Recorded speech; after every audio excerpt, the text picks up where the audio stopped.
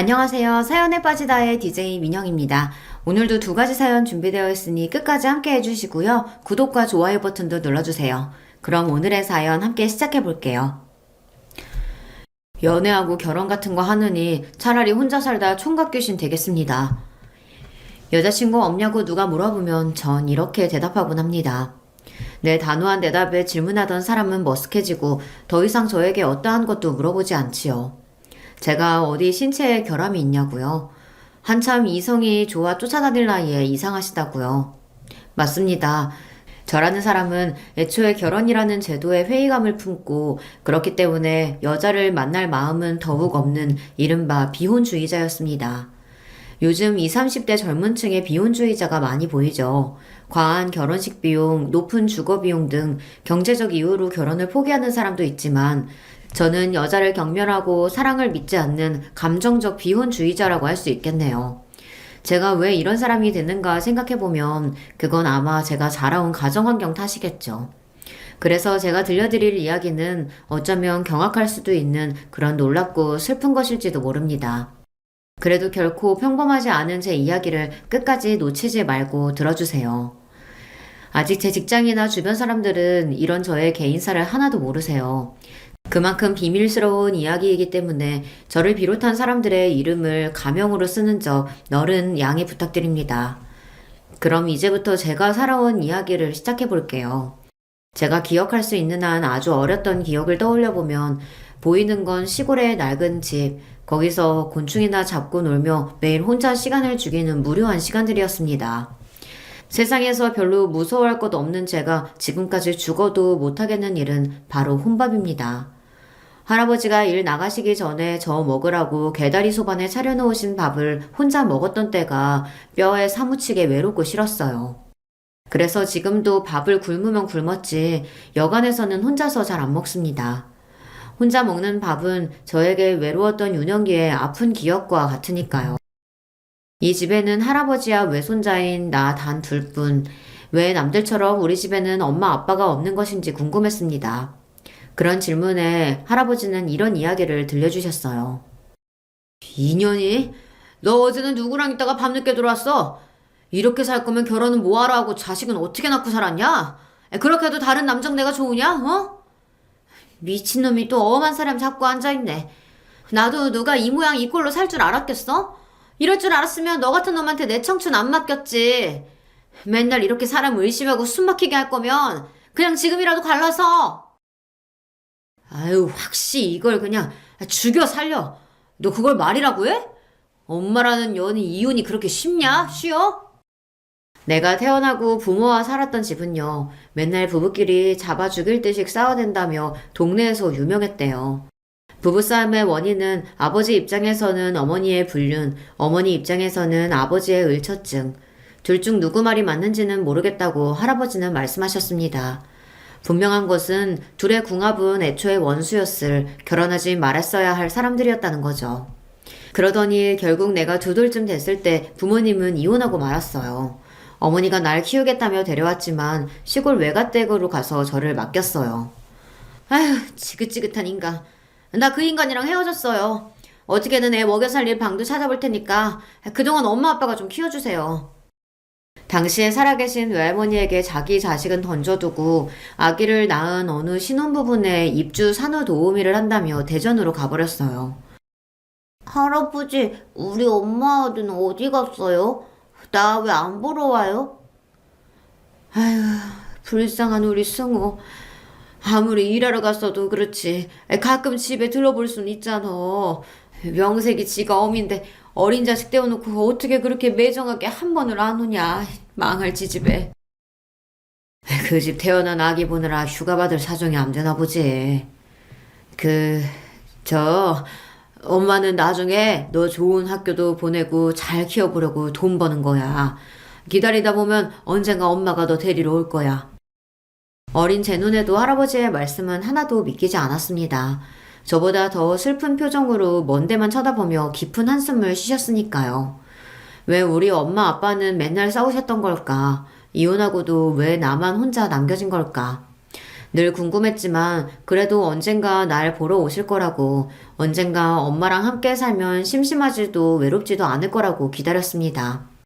하지만 저는 더 외로워지고 말았어요. 외할머니가 돌아가시고 이제 정말 할아버지랑 둘만 남아버렸거든요. 할아버지가 가끔 제 끼니를 부탁하셔서 이웃 아주머니들이 한 번씩 절 보러 집에 오셨어요. 승우야, 할아버지는 반일 나가시고 집에 안 계시니?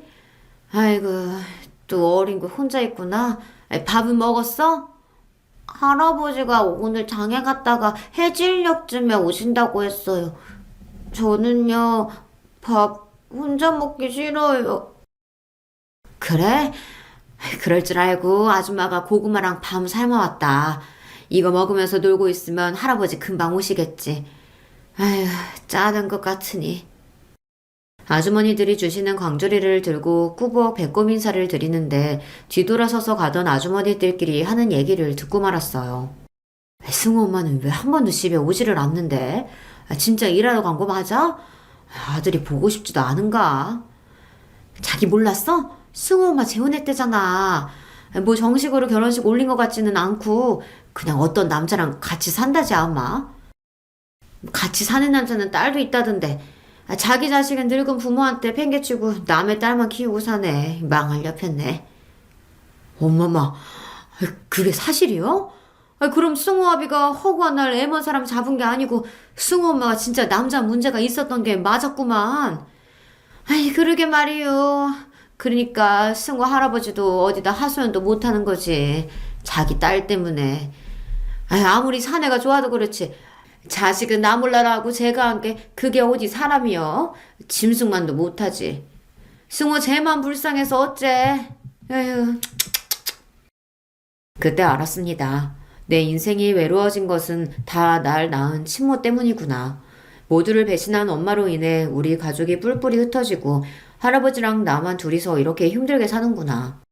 그런 친모 때문에 학교에 들어가기도 전에 어린 나이에 저는 분노라는 감정부터 배웠습니다. 이 세상에 여자란 한 개도 믿을 것이 아니구나. 절대로 여자랑 결혼해서 인생 망치는 일 따위 나는 하지 않을 거야. 엄마가 설령 돌아온다고 해도 우리 엄마로 받아들여주지 않을 거야. 어린 나이부터 그런 생각이나 하니 제가 올바르게 클 수 있었겠어요. 전 학교 가서 맨날 애들이랑 쌈박질하고 선생님이 하라는 숙제나 공부는 쳐다도 안 봤어요. 소위 학교에서 흔한 결손 가정의 문제야라는 낙인이 한번 찍히니까 두려울 것도 없고 마음은 더 삐뚤어져만 갔습니다.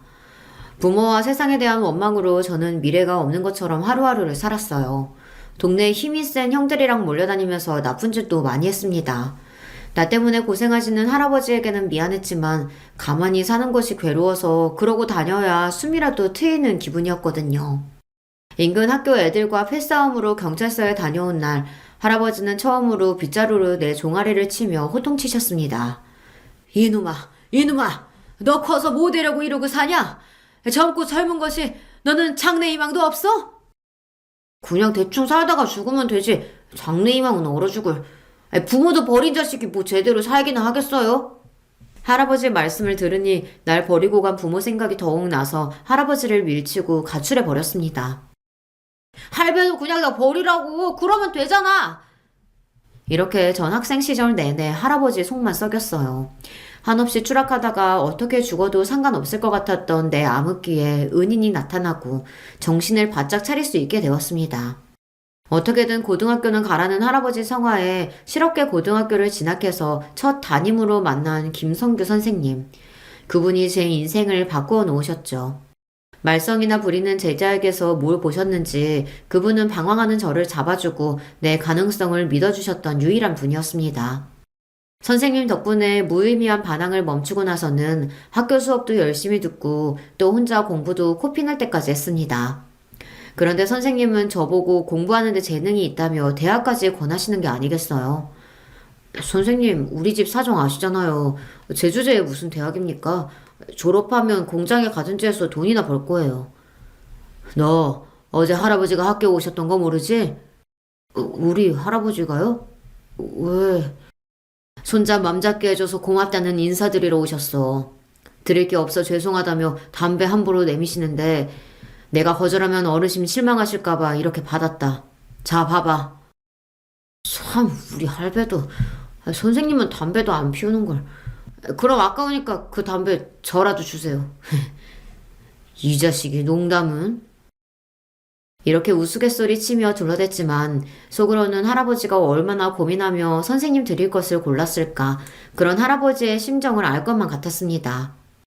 그래 이 녀석아 네가 지금 이렇게 넋놓고 있을 때가 아니란 말이다. 일단 취업할지 대학을 갈지 고민해보고 정 취업하겠다면 우리 남은 기간 동안 빡세게 해서 대한민국 제일 좋은 회사로 가보자. 할 수 있겠지? 아 당연하죠. 선생님 저 김승호예요. 한다면 하는 놈입니다.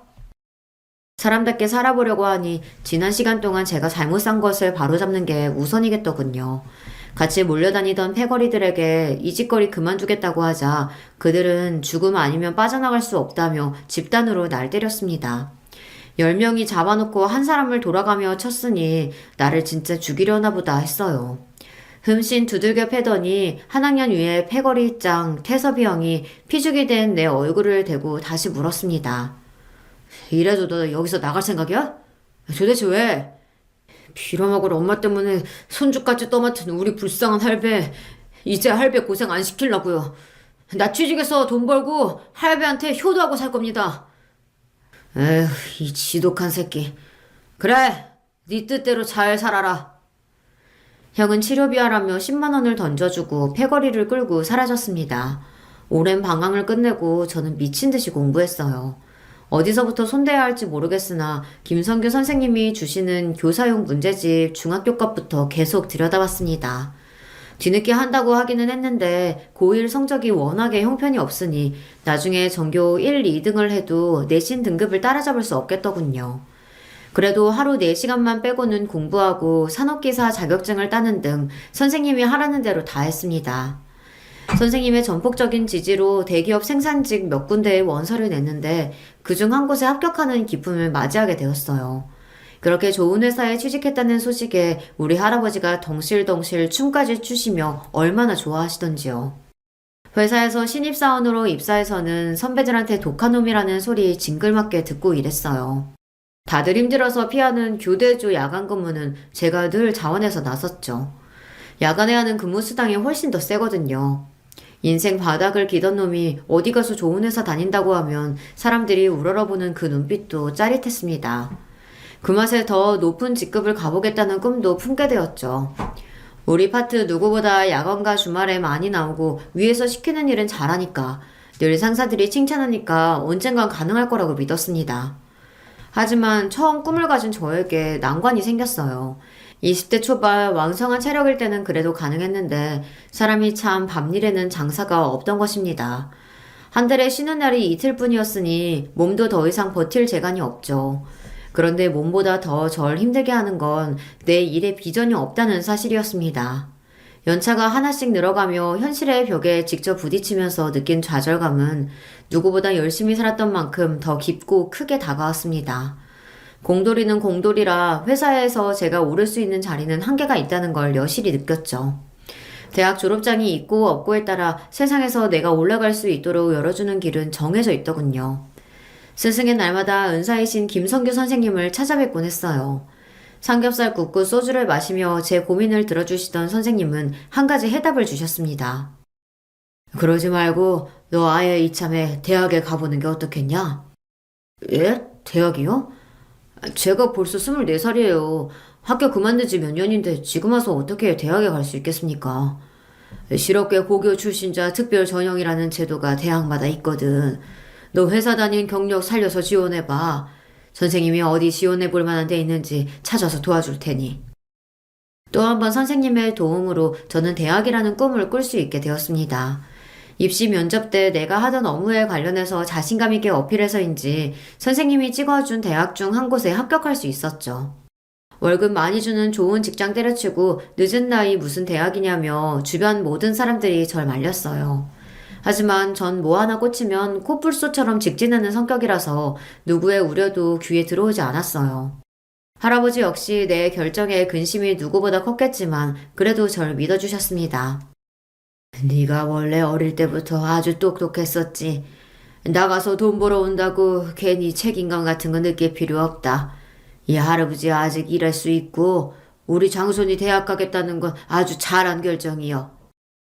늦은 나이에 캠퍼스에 들어서서 감개무량했지만 저는 독하게 마음을 먹었습니다.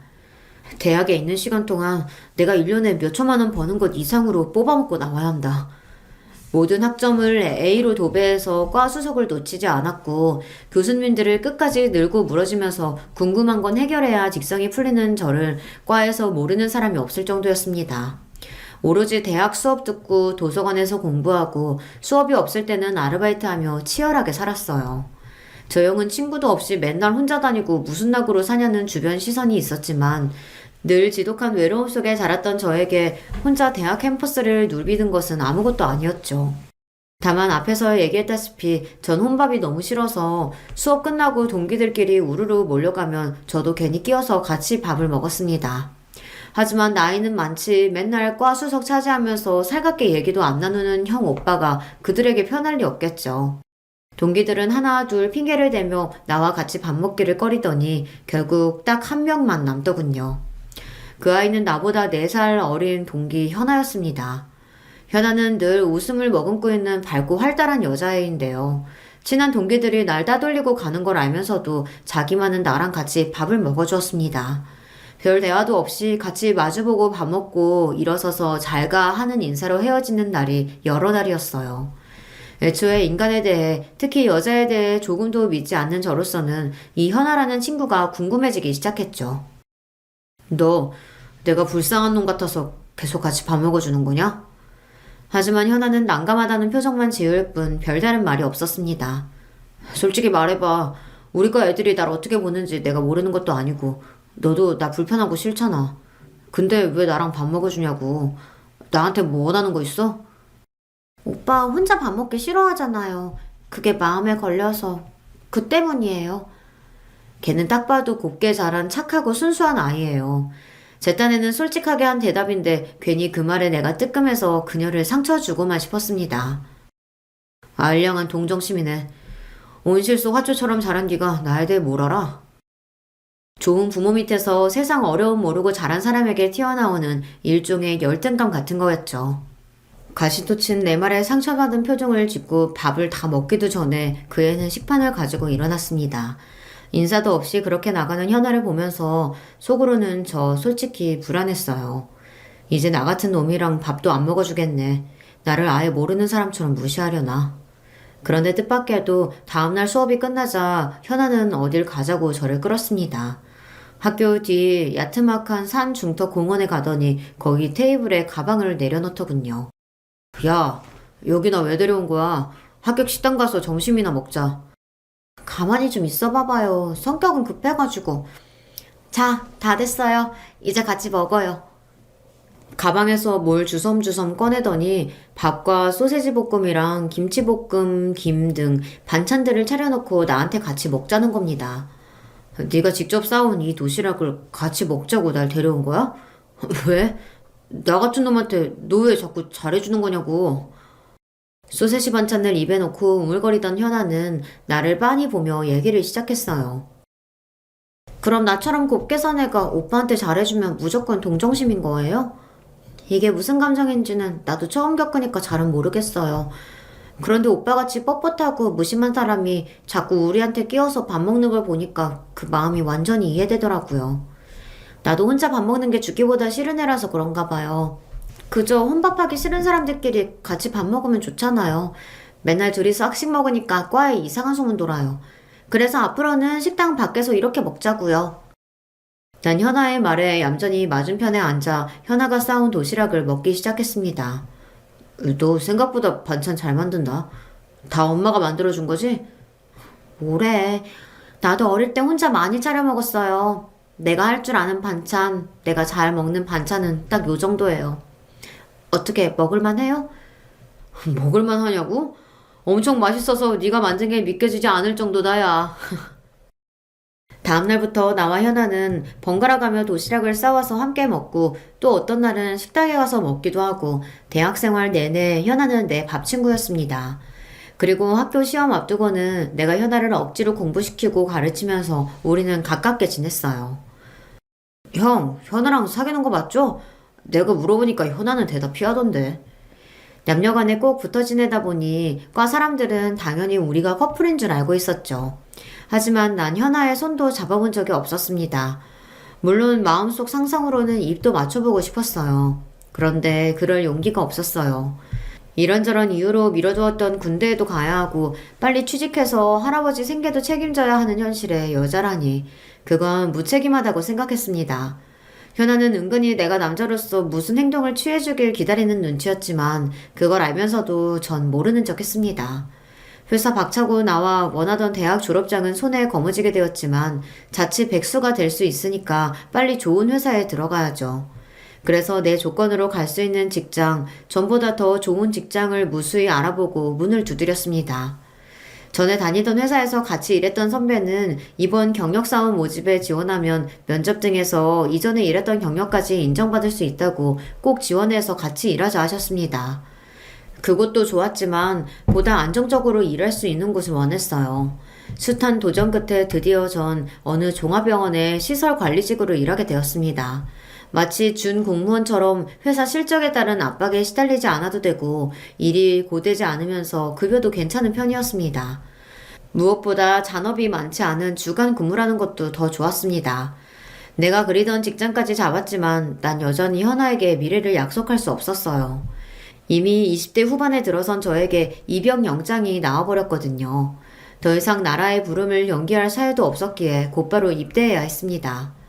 전 거의 평생을 버림받고 여자에 대한 불신으로 살아온 놈입니다. 아니길 바라지만 군대에 있는 동안 현아가 다른 마음 먹는다고 해도 어쩔 수 없다는 생각으로 그녀에 대한 기대는 애초에 접었습니다. 미리 포기해놓지 않으면 나중에 그녀가 떠났다는 걸 알았을 때 버틸 수 없었기 때문이죠. 그런데 이게 무슨 기적과 같은 일입니까? 제대하는 날 부대 앞에서 날 기다려준 현아를 보자마자 나도 모르게 달려가 뼈가 으스러지도록 그녀를 껴안았습니다. 이렇게 좋은 여자를 지금 놓치면 난 더 이상 어떠한 사랑도 못할 것만 같았어요. 더 이상 어떤 망설임도 없이 현아를 내 여자로 만들고 세상 누구보다 행복하게 만들 것을 다짐했습니다. 우리 바로 결혼하자. 그냥 연애가 아니라 전 하루라도 빨리 그녀와 결혼하고 싶은 마음이었습니다. 그녀와 함께 살 집을 마련하기 위해 월급을 모으며 10원도 허투루 안 쓰고 재테크도 열심히 했습니다. 그런데 결혼하겠다던 제가 정작 놓친 중요한 것이 있었어요. 오빠, 여기야. 주말 데이트 약속 장소에 가보니 여자친구가 미리 나와 있었습니다. 그런데 그녀 옆에 한 중년 남성이 앉아 있었고 그분은 저를 보고 손을 흔드는 게 아닙니까? 인사드려. 내가 세상에서 제일 믿고 울지 않은 우리 아빠. 갑작스러운 예비 장인어른의 등장으로 속으로는 놀랐지만 정중하게 인사부터 드렸어요. 아, 제가 인사가 늦었습니다. 저 현아 남자친구 김승우입니다. 예쁘게 봐주십시오. 나의 머리부터 발끝까지 찬찬히 보시던 현아 아버님의 첫인상이 어쩐지 저에게 좋았습니다. 자기 딸의 남자친구면 이것저것 궁금한 것들이 많으셨겠죠. 이를테면 양가 부모님 뭐 하시는지, 직업은 뭔지, 쌓아놓은 경제력은 어떤지 등 현실적인 질문들 말이죠. 하지만 그런 질문은 하나 없이 아버님은 대뜸 이것부터 물어보셨습니다. 자네 혹시 낚시 좋아하는가? 네, 좋아합니다. 바빠서 지금은 잘 못 다니지만 할아버지 따라서 어릴 때부터 민물 낚시 자주 해봤고요. 그래? 내 대답이 썩 마음에 드셨는지 현아의 아버님은 한바웃음을 지으며 고개를 끄덕이셨습니다. 옆에 있던 현아는 눈을 찡긋거리며 말했어요. 아빠, 그거 아세요? 요즘 아내들이 제일 싫어하는 남편의 취미 1위가 낚시래요, 낚시. 그런데 아빠에다가 결혼할 남자까지 모두 낚시를 좋아하다니 맙소사 내 팔자야. 현아의 우스갯소리에 한층 분위기는 부드러워졌고 저 역시 잔뜩 긴장했던 마음이 조금씩 풀어졌습니다. 식사하고 즐겁게 대화를 가진 자리를 마치고 나오면서 현아의 아버님은 저에게 자기가 아는 좋은 낚시터에 다음번에 같이 가자고 말씀하셨어요. 그리고 저희들끼리 조금 더 놀다가 오라며 용돈까지 제게 주셨는데요. 한사코 거절하는 저에게 이렇게 말씀하셨습니다. 아빠가 자식들 용돈 주는 건 그냥 고맙습니다 하고 받는 거야. 자식들 먹고 쓰는 돈 벌려고 부모가 열심히 돈 버는 거 아닌가? 자, 그럼 나는 이만 가네. 아버님의 뒷모습을 보며 전 알 수 없는 뭉클함을 느꼈습니다. 전 한 번도 그렇게 좋은 부모를 가져보지 못했으니까요. 예비 장인어른에게서 아버지라는 존재를 처음으로 어렴풋이 느낄 수 있었고 그 울타리가 얼마나 넓고 따뜻한 것인지 알 수 있었습니다. 오빠, 지금 우는 거야? 설마 내가 갑자기 우리 아빠 데리고 와서 많이 놀란 거구나. 미안해. 눈시울이 붉어진 나를 보고 미안해하는 여자친구가 참 예뻐 보였습니다. 그 고마운 여자친구의 얼굴을 품에 묻고 그랬습니다. 아니야, 지금 이 순간이 너무 감사하고 행복해서 나도 모르게 울컥했나 봐. 현아, 너는 나한테 천사야.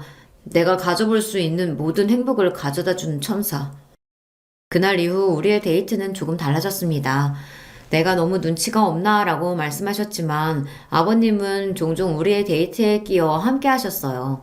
만나볼수록 그분은 격이 없고 사람을 편안하게 해주는 그런 분이셨습니다. 사람에 대한 불신과 고독함으로 점철되었던 저는 점차 여자친구의 가족처럼 좋은 가정을 이루고 싶다는 꿈을 키우게 되었어요. 아주 오래전부터 현아와 결혼을 꿈꾸면서도 사실은 자신이 없었습니다. 양쪽 부모 없이 자랐고 몹쓸 놈처럼 살았던 내가 사랑을 제대로 베풀어 줄 수 있을까? 우리 부모처럼 내가 가정을 망쳐버리는 건 아닐까? 도끼 하나로 대학 졸업장이며 직장이며 내 딴에는 열심히 읽어놓은 것들이 세상 사람들 기준에는 부족하다는 것을 저 자신이 잘 압니다. 더구나 딸을 시집 보내야 할 남자로서는 더욱 기대에 못 미치는 사람이겠죠. 그렇게 가진 것 없는 저를 좋게 봐주시고 친자식처럼 대해주시는 아버님의 진심이 의아하기도 했지만 점차 감사함으로 받아들이기 시작했습니다. 물론 현아의 어머님은 저를 별로 마음에 들어하지 않으셨어요. 저에게는 어머님의 그런 모습이 원망스러운 것이 아니라 도리어 당연하다고 생각했습니다. 제 가정 환경 때문에 곱지 않게 보는 시선은 어려서부터 익숙했으니까요. 그리고 장모님도 언젠가 날 인정해 주실 거라는 이상한 믿음마저 들었던 건 아마 현아와 아버님 덕분이 아닐까 합니다. 우리 할아버지에게 현아를 결혼할 여자라고 인사시켜 드렸을 때 그 무뚝뚝하신 영감이 나를 대할 때와는 영 딴판으로 대하셨습니다. 아주 잘 왔어요. 승호가 불쌍하고 가여운 아이지만 그래도 자기 사람은 끔찍히 챙기는 녀석이지. 오죽하면 할아버지 책임지겠다고 20되기도 전에 일해서 돈 벌어왔겠어? 상처 많은 아이니까 아가씨가 잘 보듬어줘요. 이놈 앞으로 잘 부탁합니다. 한참 어린 여자친구에게 존댓말까지 써가며 공손하게 말씀하시는 할아버지에게 우리는 적잖이 놀랐습니다. 네, 아무 걱정하지 마시고 승우 오빠는 저만 믿고 맡겨주세요. 그런데 할아버지, 여기 이렇게 파스 다 붙이면 피부암 걸리셔서 안 돼요. 마치 어린 시절 만났던 할아버지를 세월이 흘러 다시 만난 것처럼 친근한 모습으로 현아는 우리 할아버지를 대해주었습니다. 자기 손으로 할아버지 파스를 새로 붙여주면서 소근소근 내 흉도 보던걸요. 이렇게 상황이 흘러가니 현아와의 결혼은 꿈이 아니라 곧 다가올 현실이 되었습니다. 양가에서 우리를 축복해 주시니 곧 있을 상견례도 형식적인 인사다 그렇게만 생각했죠. 이제부터 제가 감히 예상치 못한 엄청난 일들이 몰려올 거란 걸 그땐 까맣게 몰랐으니까요. 상견례 장소는 할아버지 사시는 동네에 있는 식당이었습니다. 예비 장인어른께서 연로하신 우리 할아버지를 배려해 주신 덕분이었죠. 할아버지를 모시고 같이 식당 복도를 통해 예약한 방으로 걸어가고 있을 때 저 멀리 예비 장인어른의 목소리가 들렸습니다. 아니, 이 동네는? 그러니까 승호 할아버님이 이 동네에 사신단 말이지? 기묘하구만. 이윽고 문을 열고 들어오는 할아버지와 장인어른을 쳐다보는데 이미 두 분은 서로 눈을 맞추고 있는 상태셨습니다. 아니, 두 분은 단순히 눈을 맞춘 것이 아니라 서로 빤히 보며 믿기질 않는 표정을 지으셨어요. 자네는 어떻게 자네가 이 자리에 있는가? 할아버지 못지않게 예비 장인도 할아버지께 뭐라 말씀도 못하시고 진땀만 흘려댔습니다. 그렇게 당황하시는 할아버지나 예비 장인어른의 모습은 본 적이 없어요. 아버님, 그러니까 지금 제왕이가... 장인어른이 무슨 말을 하려고 하던 그때 할아버지는 다리에 힘이 풀려 쓰러지고 마셨어요. 그 자리에 있던 모두 놀라 무엇을 어찌할 바를 몰랐습니다. 할아버지가 어떻게 되실까봐 무서운 나머지 불이 나게 쓰러진 할아버지를 업고 병원으로 갔죠. 혹시 할아버지에게 큰 병이 생긴 건 아닌지 걱정하며 병원 의사에게 상태를 물어보니 일단 지금 상태 같아서는 혈압과 당뇨로 인한 일시적 쇼크 같아 보이니 안심하세요. 그래도 워낙 곤형이시니까 몇 가지 검사차 입원실로 옮겨 환자분 지켜봅시다. 안도의 숨을 쉬고 누워 계신 할아버지를 보고 있었습니다.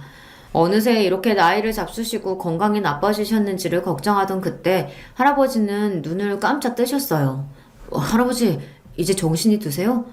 분명 의식을 차리셨고 눈동자를 여기저기 살피는 모습이 괜찮아 보이시긴 하는데 제 질문에 할아버지는 아무 대답이 없으셨습니다. 그러고 한참 뒤에 할아버지 입에서 뜻밖의 질문이 나왔어요. 너 이 결혼 반드시 해야 하겠냐? 아니, 갑자기 무슨 말씀이세요? 할아버지께서도 우리 현아 이뻐하셨잖아요. 갑자기 왜 그러시는 거예요? 이 일을 어쩌면 좋으냐? 라며 할아버지는 가슴을 치면서 눈물만 흘리셨습니다. 할아버지 참 이상하다 싶은 그때 제 전화가 울렸습니다. 현아야, 장인어른 장모님 모시고 집에 잘 들어갔어? 미안하다. 우리 할아버지 때문에 상견례 망치고. 그런데 너는 왜 우는 거야? 수화기 너머로 분명 현아가 울고 있는 소리가 들렸습니다. 오빠, 갑자기 우리 아빠가 이 결혼 없던 일로 하라고 무섭게 돌변하셔서 말씀하셔. 엄마도 이 기회에 잘 됐다며 아빠 거들고 갑자기 부모님 모두 우리 결혼 반대하겠다는데 이를 어쩌면 좋아?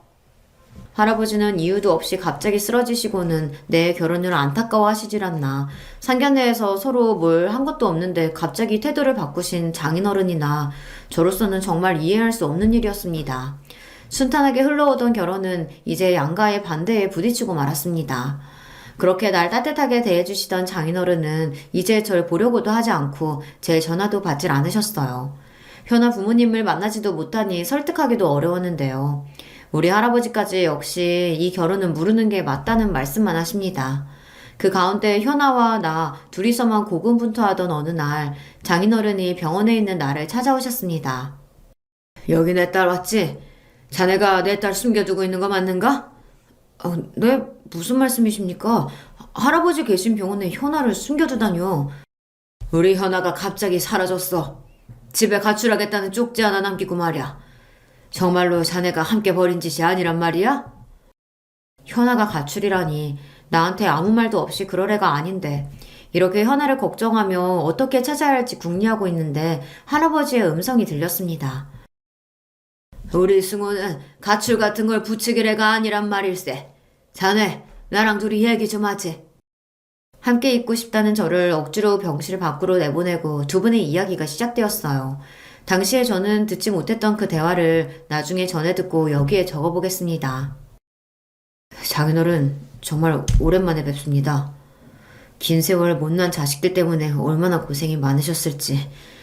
아이들 일이 이렇게 돼서 정말 어떻게 뵐 면목이 없습니다. 그야 내가 딸년 잘못 키운 값 말년에 몰아서 치르는 게지. 사람 일이 어디 마음대로 돼간디.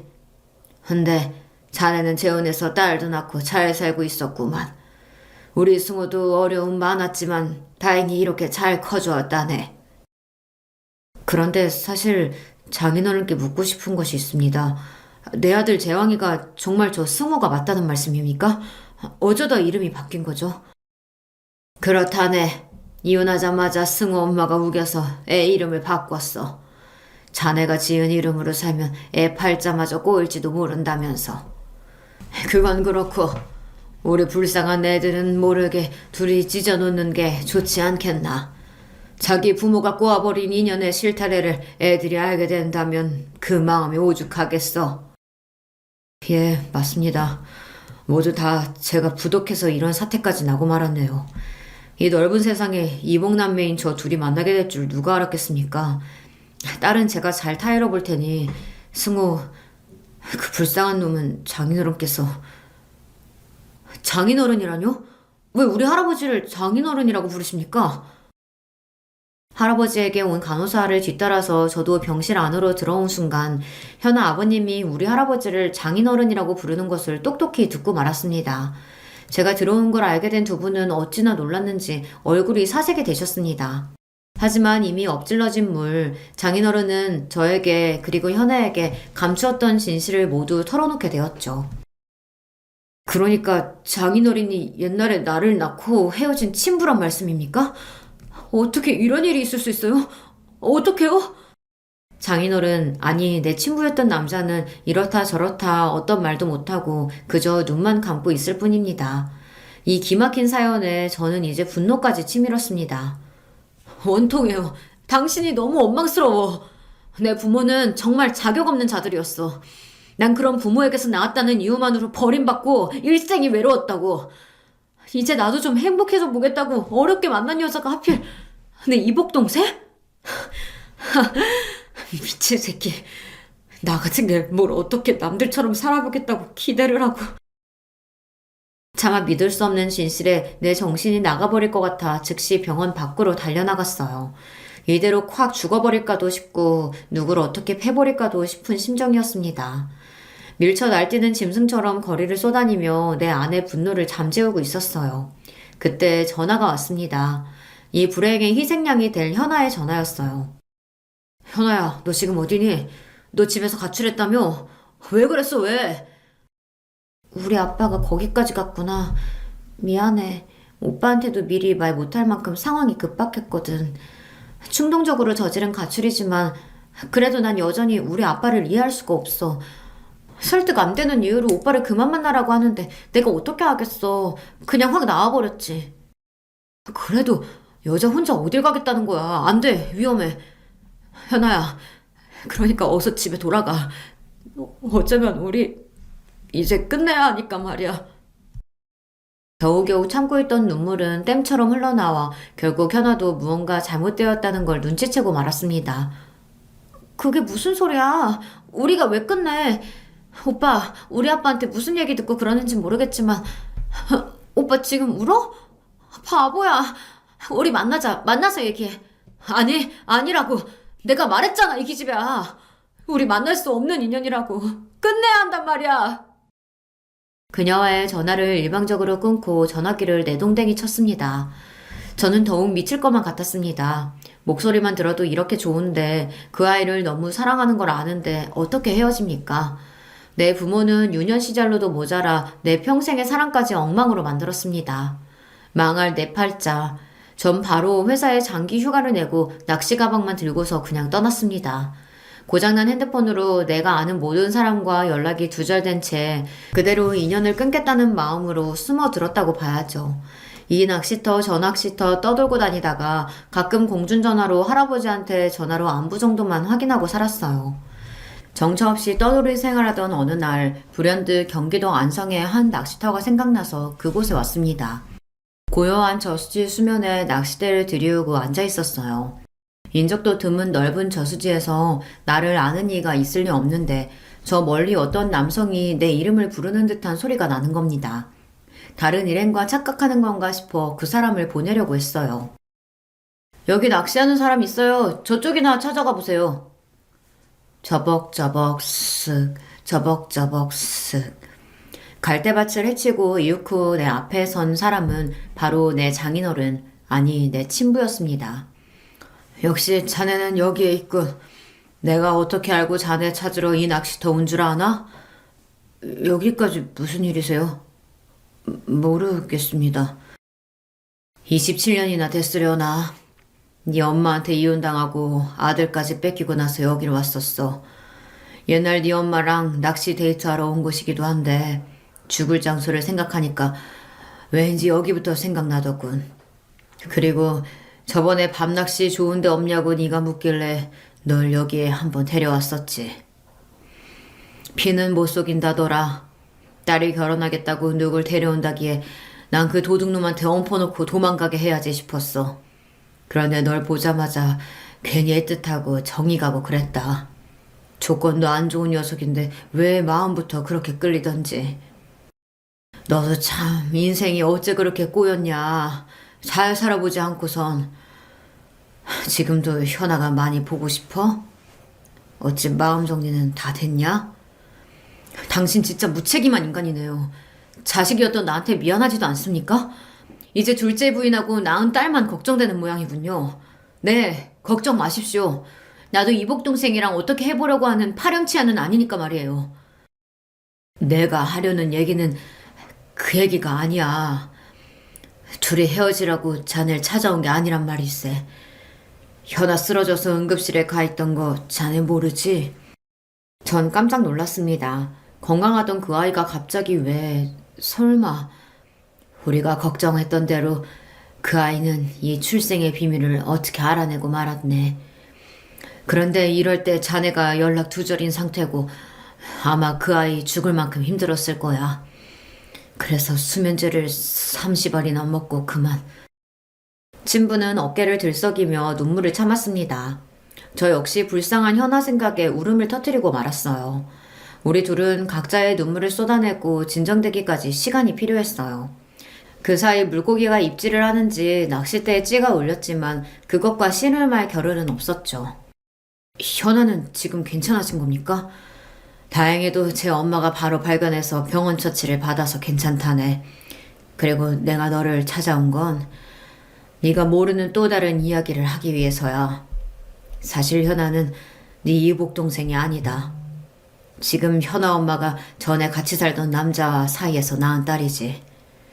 그러니까 나와 또 너와 피 한 방울 안 섞인 생판 남이라고. 네? 이건 또 무슨 말씀이세요? 그럼 처음부터 나와 현아가 이복 동생이 아니었는데 우리 사이를 반대하신 겁니까? 왜요? 이날까지 내 딸은 내가 자기 친부인 줄 알고 있었으니까 나도 그 비밀을 죽을 때까지 묻으려고 했고. 그런데 어쩌겠나. 자식이 이렇게 죽을 만큼 힘들다는데 그냥 내버려 둘 수는 없지 않은가. 현아에게는 이미 이 사실을 털어놓았네. 그런데 자기가 친딸이 아니라는 충격보다 너와 만날 수 있어서 차라리 다행이라고 하더라. 너희들 서로가 없으면 안 되는 사이잖아. 그러니까 이 못난 아비 때문에 더 이상 생이별 걷지 말고. 정확히 무엇이 사실이고 무엇이 거짓인지 혼란스러워 잠시 멍하니 있었습니다. 장인어른은 내 팔을 세게 잡고 흔들며 그랬어요. 이 얼빵한 자식아, 여기서 뭐하고 있는 거야? 어서 너 기다리고 있는 네 여자한테 달려가란 말이다. 그때부터 머리와 몸이 따로 노는 이상한 상태로 현아가 있는 병원까지 차를 몰았습니다. 병원에 들어서서 침상에 누워있는 현아를 보자 울컥하고 미안한 마음이 들어 가까이 가지는 못하고 주저앉아 눈물을 흘렸습니다. 저기 아저씨 찾는 분이 누구세요? 승우 오빠. 열흘이 넘도록 씻지도 못하고 다닌 탓에 아마 처음 그녀의 눈에 전 노숙자처럼 보였을 거예요. 하지만 그녀는 곧 절 알아보고 우리는 뜨거운 눈물에 재회를 했습니다. 수많은 우여곡절이 있었지만 그럼에도 우리는 헤어질 수 없는 굳은 사이라는 것을 서로를 통해 확인했습니다. 할아버지, 무슨 일이 있더라도 저 현아랑 결혼할 거예요. 그러니까 더 이상 반대하지 마시고 도와주세요. 그래, 나도 네 사돈한테 얘기 들었다. 하늘이 널 아주 버린 게 아니구나 했어. 참말로 다행이다. 그리고 그동안 널 속여서 미안하구나. 아니에요.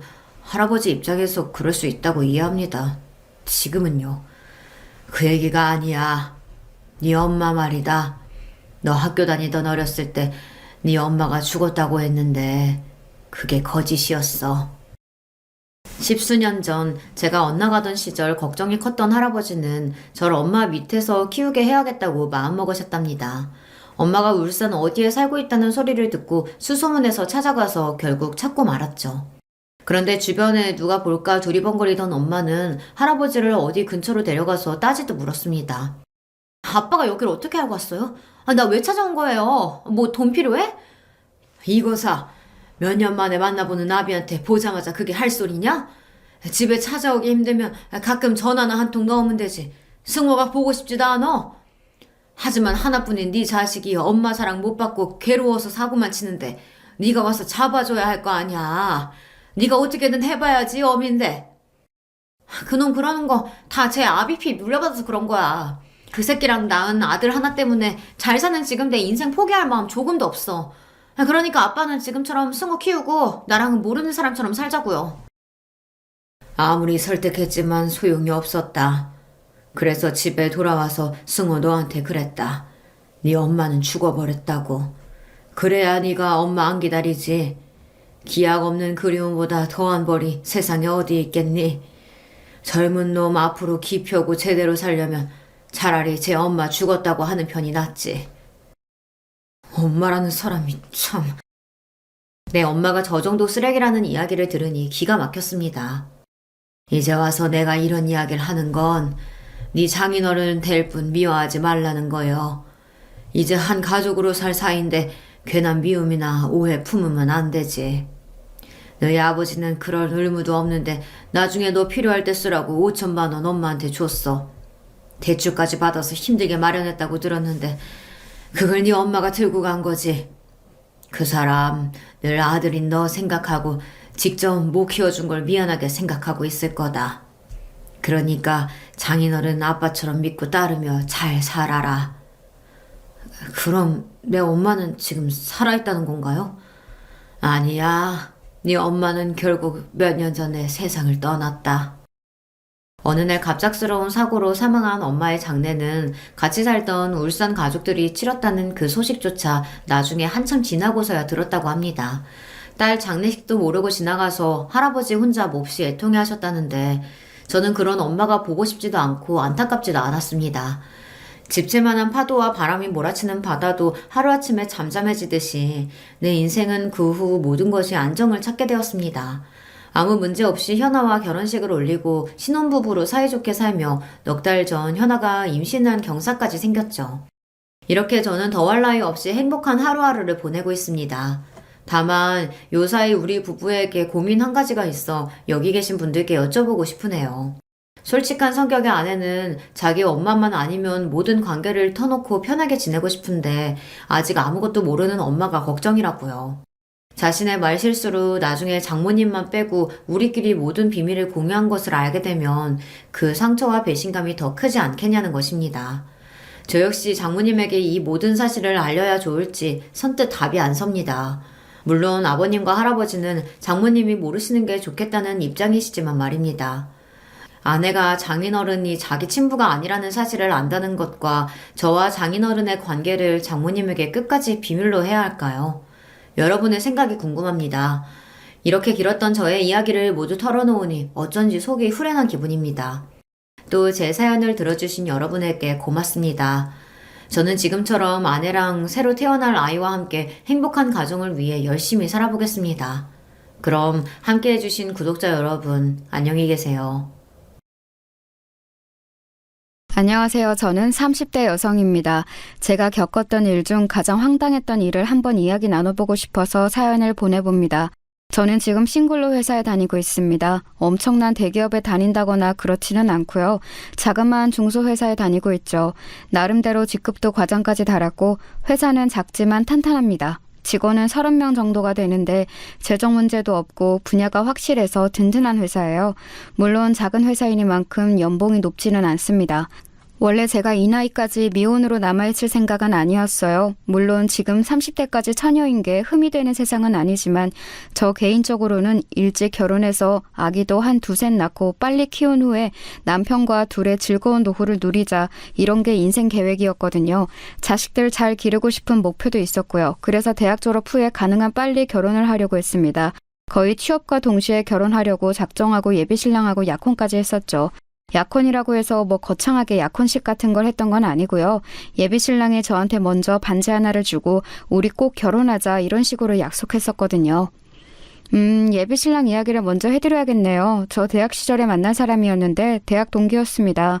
저한테 약혼하자고 할 때는 군대에서 갓 전역한 시기였지요. 아무래도 여자하고 남자는 군대 때문에 졸업식이 차이가 있으니까요.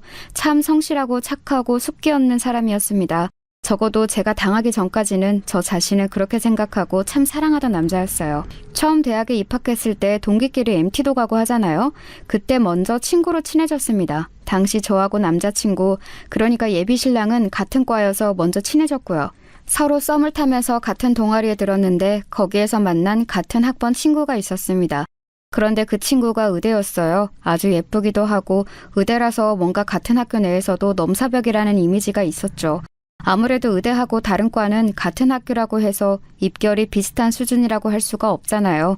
공부하는 수준 차이가 엄청나게 났으니까요. 그래서 셋이 같이 다니면서 친해졌는데 남자친구는 항상 제 친구가 너무 부담스럽다고 제 옆에 숨투시 해서 다녔어요.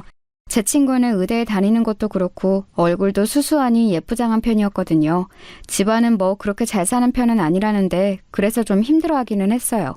의대에는 잘 사는 학생들도 많고 애초에 부모님도 의사인 경우가 많아서 그 친구가 아무래도 힘든 모양이더라고요. 그래서 동아리 나와서 타과생들과 어울리면서 위로를 좀 받는 것 같았어요. 저는 그 친구가 안쓰러워서 잘해주려고 노력을 참 많이 했었죠. 의대라서 공부량은 타과 대비 넘사벽이었고 집안은 따라주지 않아서 학비를 벌기 위해 알바도 따로 해야 했고 그 친구도 참 많이 고생을 하고 있었거든요. 그런데 그런 상황에 남자친구는 제 옆에 숨어서 그 친구가 부담스럽다며 피하고 있으니 좀 답답하게 느껴졌었죠. 그 당시에는 그저 썸 타는 관계였던 남자친구하고 정식으로 사귀게 되고 난 이후에도 언제나 그랬어요. 처음보다는 좀 나아지기는 했지만 의대 친구는 저희랑 있는 걸 무척 좋아했는데 남자친구는 어색하고 대면대면해서 싫다고 자꾸만 자리를 피했죠. 의대 친구는 눈치가 빨라서 미리 다 알더라고요. 그래도 제가 너무 어색해하지 말라고 나랑 놀면 되지 않냐고 의대 친구를 달래서 같이 지냈거든요. 어차피 셋이 같은 동아리이기도 했고 그 동아리에 같은 학번이 저희밖에 없기도 했으니까요. 그리고 남편이 남들보다 조금 늦은 시기에 군대에 갔고 저는 의대 친구하고 더 붙어 다니면서 많이 친해졌어요. 원래도 친했지만 그 시기에는 진짜 베프처럼 지냈었죠. 그 친구는 그래도 의과대에도 친구가 많이 생긴 것 같았지만 제가 더 편하고 좋다면서 저하고 거의 다녔어요. 솔직히 저는 좋으면서도 싫은 면이 있긴 했었어요. 그 친구가 소박하고 얌전하게 생겼는데 그런데도 되게 예쁘장한 느낌이 있었거든요. 저도 나름 예쁘게 생겼다고 생각했지만 의대 갈 만큼 공부도 잘하는 얘가 그렇게 예쁘니까 솔직히 그 친구는 기다리면 의사 될 거고 100% 지내면 절대 나쁠 일도 없는 거라 좋긴 했는데 너무 스펙이 좋아서 곁에 같이 다니는 제가 좀 주눅들 때가 많았어요. 겉으로 보면 비슷비슷하게 예쁜데 까놓고 보면 의대하고 문과대였으니 그리고 그 친구도 그걸 알아서 좀 무줄될 때가 있기도 했었죠. 사실 의대 애들이 건방진 경우 엄청 많거든요. 다른 과 학생들은 같은 학교로도 안 치는 경우가 많았고 진짜 동무는 자기네 과만 진짜라고 생각하는 애들도 많았고요. 그 친구는 그 정도는 아니었는데 같이 다니다 보면 저하고 같은 수준으로는 전혀 생각하지 않는 그런 느낌이 참 많이 들기도 했어요. 그럴 때면 상당히 속상하기도 하고 애랑 같이 계속 친구를 해야 하나 싶기도 했지만 뭐 친구 사이라는 게 속상한 일 하나도 없이 유지되는 건 아니잖아요. 그래서 그냥 제 쪽이 조금 손해본다 생각하고 지내기로 했었죠. 그리고 남친이 전역하고 돌아왔어요. 그때 제가 졸업반이었고 졸업식 직후에 남친이 반지를 주면서 자기 대학 졸업하고 나면 바로 결혼하자고 하더라고요. 일종의 약혼이었죠. 저도 이 남자친구하고 결혼하고 싶다고 늘 생각해왔기 때문에 기쁘게 받아들였어요. 제가 졸업하면서 바로 칼취업을 했기 때문에 남자친구는 제가 다른 남자를 사귈까봐 불안했다고 하더라고요. 조금 더 능력 있고 잘난 남자들이 주변에 있을 게 뻔하니까요. 뭐 그렇게 큰 대기업도 아니고 중소기업에 취직했는데도 좀 불안해하더라고요. 그래서 제가 저를 믿어라, 난 너를 떠나지 않는다 하면서 안심시켜줬어요. 그러고 나서 2년 뒤 남자친구가 졸업했죠. 그 사이에 먼저 돈을 벌고 있던 제가 남자친구한테 용돈도 보조해주고 교재 사는 비용도 보태주고 그랬어요. 데이트 비용도 당연히 제가 다 냈고요. 이건 당연하다고 생각했고 지금도 불만은 없어요. 일단 제가 돈 버는 직장인이었고 남자친구는 학생이었으니까요. 남자친구도 처음에는 좀 부끄러워하다가 제가 그러지 말라고 나중에 네가 돈 잘 벌 건데 그때 날 책임져주면 되지 않냐고 했더니 알겠다면서 당당해지더군요. 남자친구는 그래도 학점 관리와 스펙 관리를 열심히 해서인지 바로 취업이 되었어요. 게다가 대기업에 취업해서 연봉도 상당히 높더라고요. 초봉이 2년 차인 저보다 훨씬 높아서 너무 부럽기도 했고 동시에 결혼하면 우리가 어차피 같은 경제 공동체일 거니까 좋기도 했어요. 요즘 뭐 부부들이 반반 생활비 한다지만 그래도 어쨌든 돈 같이 모아서 집도 사고 하잖아요.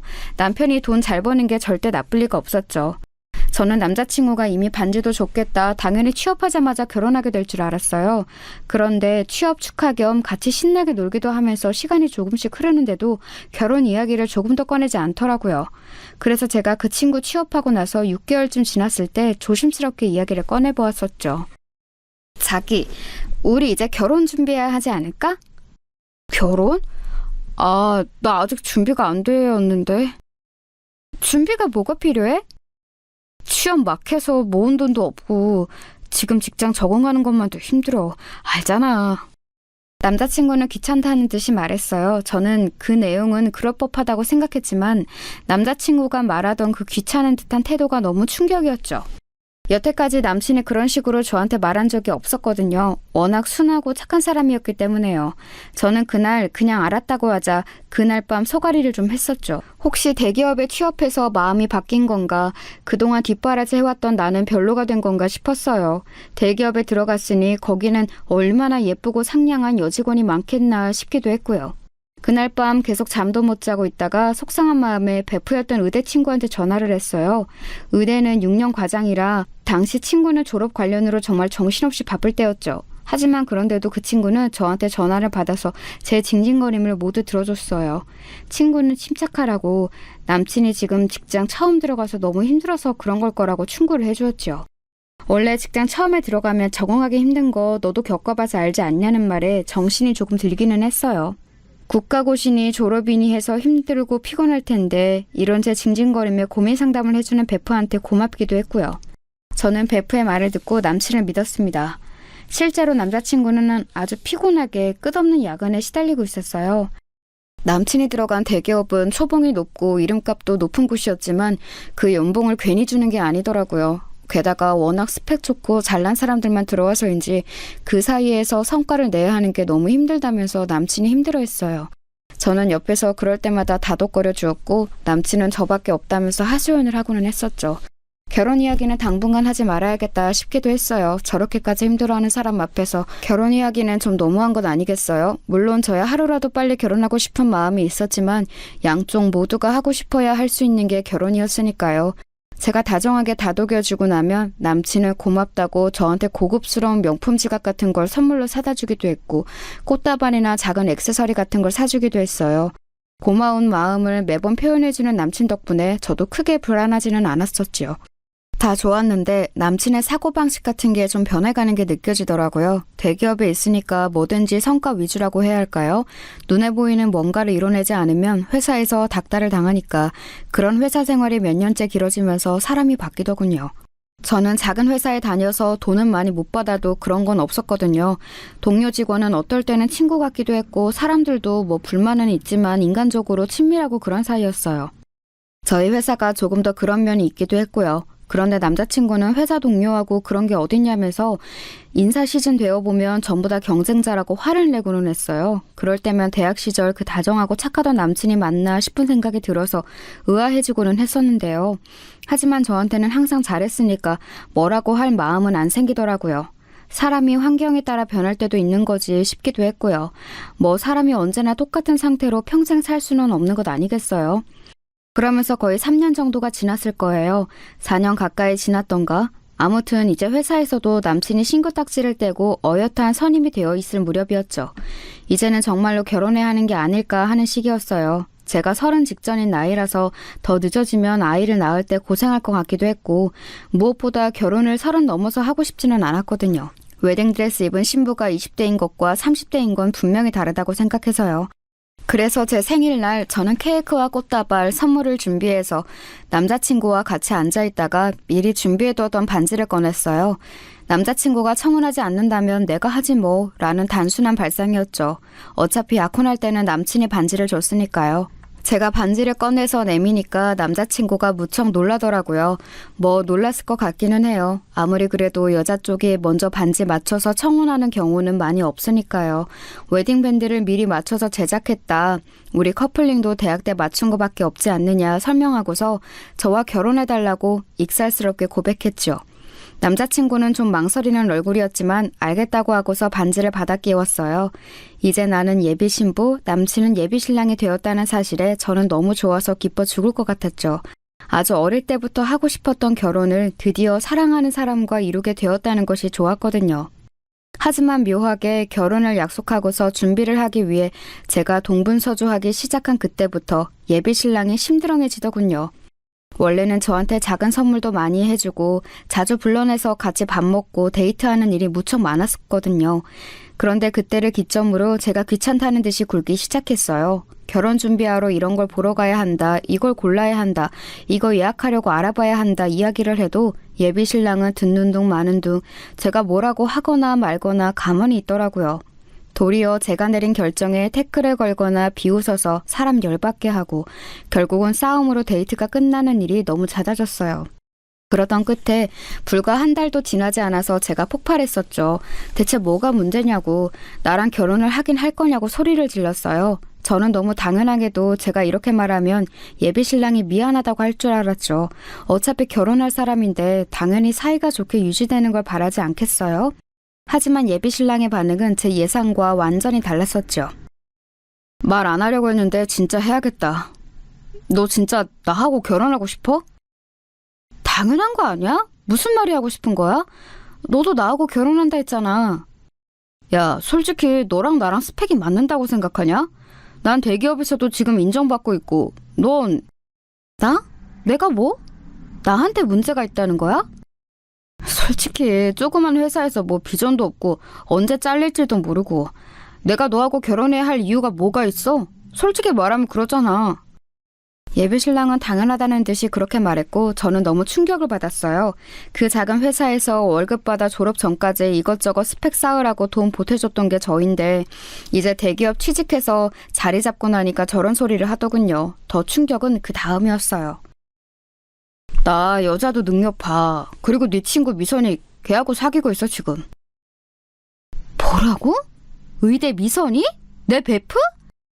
그래, 이제 레디전트잖아. 능력 있는 네 친구가 너보다 100배 낫지. 예비 신랑은 그렇게 말하면서 웃더군요. 저는 귀를 의심했어요. 비록 그 친구가 너무 바쁜 인턴과 레지 과정을 거치면서 자주 연락을 할 수 없어 요즘 조금 뜸해졌다고는 해도 대학 시절부터 지금까지 베프인 건 확실했거든요. 대학 시절에 남친은 도리어 그 친구가 부담스럽다면서 자리를 피했었는데 지금 와서 사귄다고 하니까 믿을 도리가 없었어요. 제가 믿지 못하겠다면서 소리를 지르고 그 자리에서 친구한테 전화를 했는데 전화를 받은 친구는 말없이 있다가 그래, 나 네 예비 신랑이랑 사귀고 있어 라고 말하고서는 끊어버리더라고요. 정말 세상이 무너지는 것 같았어요. 제가 울고 있는데도 예비 신랑은 저를 돌아보지도 않고 나가버리더군요. 순식간에 베프와 예비 신랑을 모두 잃게 된 처지에 정신이 나갈 것 같았어요. 아예 상상도 하지 못했던 순간이었거든요. 베프하고 다시 연락이 되지 않는 기간이 길어지고 있었지만 그건 걔가 너무 바빠서였고 예비 신랑하고 결혼 준비가 어느 정도 되고 나면 연락을 할 생각이었어요. 하지만 그 사이에 예비 신랑은 그 친구하고 바람이 나 있었던 거였죠. 대체 언제부터였는지는 잘 모르겠어요. 지금까지도요. 의대 친구는 이미 학부 시절부터 너무 바빴고 남자친구가 가끔 있기는 했지만 시간이 없어서 연애를 못한다고 할 정도였거든요. 게다가 그 남친들도 전부 의대생이거나 아주 잘 사는 집 아들들이라서 뭔가 스펙을 중시한다는 느낌이었고요. 제 예비 신랑은 물론 대기업에 다니기는 했지만 사실 의사하고 붙이면 균형이 맞지는 않는 수준이잖아요. 베프가 항상 그랬거든요. 의사들은 평범한 직장인 사람하고 결혼할 거면 그 집안이 엄청 잘 사는지 본다고요. 최소한 나중에 개인병원 개원은 해줄 정도가 되어야 결혼하는 게 수지가 맞는다고 했어요. 하지만 제가 알기로 예비 신랑의 집안은 절대 그 정도 아니었고요. 그냥 저냥 보통 먹고 사는 평균적인 한국 가정이었어요. 도리어 좀 가부장적이고 답답한 가풍이라는 것 정도는 알고 있었지만 예비 신랑을 사랑했기 때문에 제가 참고 결혼하려던 예비 시댁이었거든요. 제가 의사 친구한테 전화를 걸어서 뭔가 물어보려고 하거나 화를 내려고 했지만 잠깐 받아서 비우고 끊어버리는 게 너무 속이 상했어요. 차단도 안 하고 계속 받기는 받는데 도리어 그게 저를 우습게 보는 것 같아서 너무 싫었어요. 나중에는 네가 이런 식으로 구질거리니까 네 예비 신랑이 나랑 바람난 거야 이런 식으로 말을 하더라고요.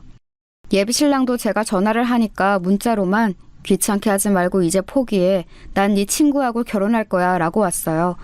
그러고서는 차단해버리더군요. 너무 억울하고 화가 나서 저는 대학 단톡방 동기들한테 하소연을 했어요. 사정을 털어놓자 동기들은 당연히 경악하면서 제대로 말도 잇지 못했었죠. 그 친구들도 당연히 연줄이 있어서 그 의대 친구와 전 예비 신랑 쪽하고 겹치는 지인들이 있었어요. 솔직히 제가 이런 식으로 당한다면 최소한 대학 내 인맥 사이에서 언플이라도 잘 해놔야겠다는 생각이 들어서 한번 당해봐라는 심정으로 전부 다 풀어버렸죠. 아마 이성이 있었으면 그렇게 내밀한 이야기는 단톡방에다 안 했을 것 같은데 그때는 이거고 저거고 없이 머리가 돌아버려서 그냥 맛 좀 봐라 하고서는 다 이야기를 해버렸어요. 친구들은 다 같이 붕괴해졌고 혹시라도 그 둘 결혼이라도 하게 되면 자기들이 단체로 하얀 원피스를 입고 가주겠다고도 해주었어요. 그래도 동기들이 같이 화를 내주어서 그것만으로도 마음의 위로가 많이 되더라고요. 제가 억울하다는 사실을 아는 사람이 있다는 사실 하나만도 좋았어요. 그런데 단톡방에 있던 친구 한 명이 뭔가 이상하다면서 말을 꺼냈어요. 야, 그런데 그러고 보니까 미선이 걔 레지치고 꽤 논다던데? 그게 무슨 말이야? 원래 의사 그 연차 때는 정신없잖아. 근데 남자를 그렇게 만나고 다닌다고 하더라고. 한 번에 뭐 셋도 만나고 그랬대. 완전 문어다리였다고. 뭐? 걔 원래 엄청 얌전하지 않았어? 아우 야, 그건 네가 그냥 걔랑 친해서 좋게 봐준 거고 학부 때부터 유명했어. 걔 하도 남자 찔러보고 다녀서 의대에서 왕따 된 거잖아. 그래서 의대 안에서 못 놀고 타과 애들 사이에서 동아리 활동했는데 너가 친하게 지내준 거고. 저는 정말 여태까지 전혀 모르던 일이었어요. 친구들은 다 알았지만 그래도 걔하고 베프인 저를 생각해서 앞에서 기분 상할 말한 말은 꺼내지 않고 싶었다고 하더라고요. 의대에서 왕따 당하고 그 대응으로 저를 이용해 먹었다는 거였으니 친구들이 말하길 꺼려한 것도 이해는 가죠. 그리고 걔 대학 졸업하고 나서가 더했대. 인턴 때야 진짜 잠도 못 자니까 잠깐 뜸했다지만 최소한 항상 한둘 이상은 남자 만나고 다녔다더라. 그중 하나가 너 예비신랑 아니었을까? 그 새끼 이제 예비신랑이라고도 하지 마. 그냥 전남친. 아, 진짜 싫다. 그래, 결혼 약속했던 사실 자체도 잊어버려. 와, 진짜 둘 다 너무 나쁘다. 그 의대 친구하고 공통 지인이 있는 친구들이 합세해서 이야기를 더 자세히 들어보니 정말 가관으로 놀고 다니는 모양이더라고요. 자기는 스펙업을 하려고 어학원에 다닌다, 뭐 취미생활로 라틴 댄스를 배운다, 소모임에 나간다 어쩌고 하면서 나가는 모임마다 남자를 꼬시고 다녔다고 해요. 너무 많이 만나고 다녀서 그만큼 이래저래 트러블도 많았는데 병원으로 찾아와서 머리채를 잡은 여자도 있었더라고요. 저처럼 결혼 약속 단계에서 엎어진 커플도 있었지만 아예 결혼식을 올린 남자하고 바람이 나서 파혼된 곳도 있었고요. 결혼식 전에 깨쳐서 차라리 다행이라고 해야 하니 나는? 차라리 다행일 수 있어. 네 남친은 걔한테 얼마나 쉬운 먹잇감이었겠니? 근데 그동안 안 건드린 건 그만큼 마음에 드는 구석이 없어서였을 텐데 혹시 뭐 반지 줬다 이런 말 했어 걔한테? 이상하게 주인 있는 남자를 더 꼬시는 것 같더라. 아, 맞네. 이야기했어. 베프였으니 이런저런 이야기를 정말 많이 하는 편이었죠. 남친 군대 전역 직후에 저한테 반지 주면서 결혼 약속했던 것도 당연히 이야기했었고 남친이 취업하고 나서 결혼 생각한다는 사실도 이야기했고요. 아마도 그 사이 언제쯤에 의사 친구가 남친을 꼬시려고 마음을 먹었을 거고 실행이 옮겨서 둘이 만나기 시작했을 거고요. 야, 걱정 마. 걔 남자 하나둘 아니라서 네 전남친 아마 골탕 먹을 거다. 내가 장담해. 친구가 단호하게 이야기를 해주어서 저는 마음이 조금 풀렸어요. 솔직히 저는 병원까지 찾아가서 머리채 잡을 용기도 없었고 그냥 속 타고 화만 나는 상황이었거든요. 하지만 어찌되었든 그 둘이 잘 안 될 거라는 확신에 찬 말을 들으니까 조금 속이 나아졌죠. 동기들한테 털어놓고 실컷 엄프를 해놓고 나서도 분이 풀리지를 않았어요. 하지만 제가 사실상 할 수 있는 일은 그 이상이 없었지요. 제가 그전 남친하고 법적으로 혼인관계였던 것도 아니고 아무리 결혼 약속을 했다고는 해도 남들이 보기에는 그저 사귀는 사이였을 뿐이니 다른 여자로 갈아탔다고 해도 그걸 가지고 법적 처벌이니 뭐니 할 수는 없잖아요. 그래서 여전히 화가 난 채로 저는 다시는 결혼 같은 거 할 생각 하지도 않겠다고 생각하면서 그냥 일에만 몰두했어요. 하지만 아무리 신경을 끄려고 해도 공통 지인들이 있기에 소식은 들려왔어요. 어느 날 갑자기 동기 단톡방에 불이 나다시피 엄청나게 메시지가 쌓여있길래 들어가 봤어요. 그랬더니 난리가 났더라고요. 뭔 일인데 이렇게 난리야? 아, 그게 미선이 관련된 일인데 제가 들어가니까 갑자기 애들이 말을 조심하는 눈치이기에 저는 어리둥절해서 물었고 친구 하나가 망설이다가 대답해줬어요. 아무래도 그전 베프와 관련한 일이었기에 피해 당사자였던 저 앞에서 말하기가 망설여졌던 거였겠죠. 걔 임신했다더라고. 지금 그래서 병원도 휴직하고 좀 쉬어야 하는 모양이던데.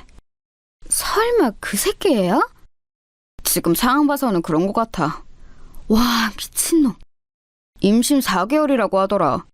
친구가 머뭇거리며 전해준 말에 기가 다시 한번 막혀왔어요.